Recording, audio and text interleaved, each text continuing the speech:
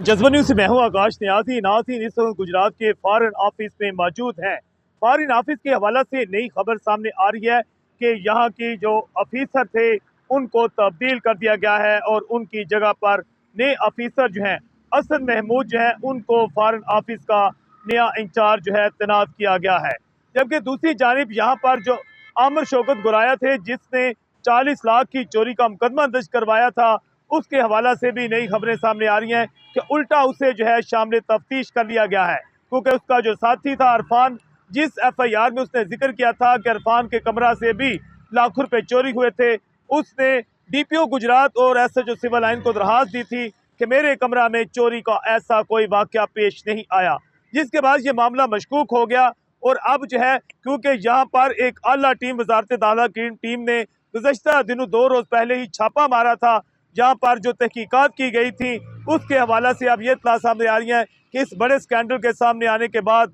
यहाँ की जो खातून अफीसर थी उनकी तब्दीली का जो है खबरें सोशल मीडिया पर सामने आई हैं। जबकि खबरों के मुताबिक ये बताया जा रहा है कि असद महमूद जो है उसने नए इंचार्ज का चार्ज संभाल कर काम शुरू कर दिया है। जो चोरी का मुकदमा दर्ज करवाया गया था उसका एक बड़ा स्कैंडल ये सामने आया था कि लोगों की जानिब से सोशल मीडिया पर सवाल उठाए गए थे